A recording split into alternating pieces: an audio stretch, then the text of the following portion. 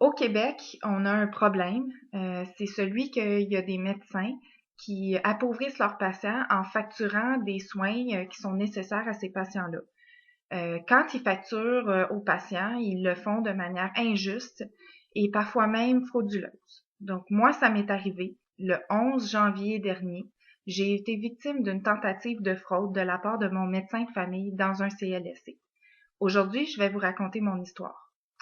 Donc, le 11 janvier dernier, j'ai été me rendre au CLSC parce que j'avais besoin de me faire insérer un stérilet Mirena. J'ai demandé à mon médecin de famille si elle offrait ce service-là. Elle m'a répondu oui, pas de problème. Elle m'a remis une prescription pour aller acheter mon stérilet à la pharmacie. Et elle m'a dit que lorsque je reviendrais pour la pause au deuxième rendez-vous, il fallait amener 50 $.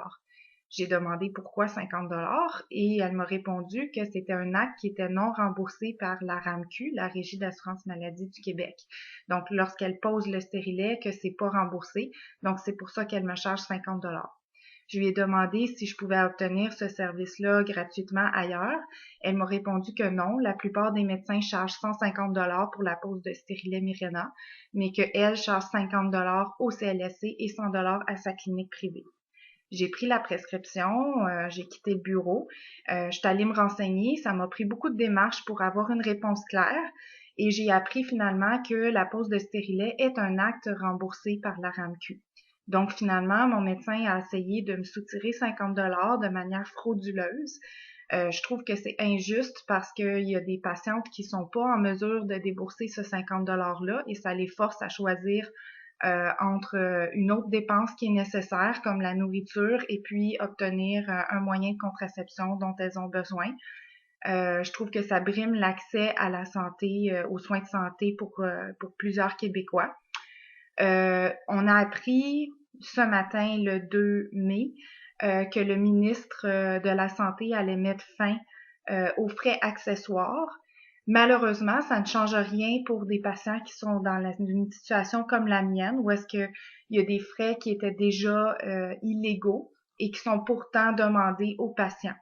Donc, moi, ce que je demande au ministre Barrette, c'est de mettre en place une ligne téléphonique pour que les patients qui veulent savoir si le frais qui leur est demandé par leur médecin est autorisé et légal ou non, et connaître leur recours, qu'ils puissent appeler à cette ligne téléphonique-là, avoir une réponse claire et rapide à propos du frais et à propos de leurs recours qui sont possibles.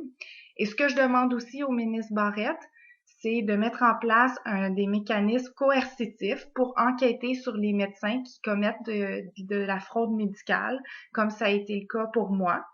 Et donc des mécanismes d'enquête, mais aussi de sanctions, parce que sinon, il y a une banalisation des frais et les patients sont pas au courant si c'est légal ou non. Donc, c'est ce que je demande au ministre Barrette. Et vous, qui m'écoutez, je vous encourage aussi à raconter votre histoire. Si on vous a demandé des frais, à le raconter et puis à le dénoncer pour dire que ça existe. Donc, moi, je m'appelle Geneviève, j'ai 34 ans et je suis une victime de la facturation en santé.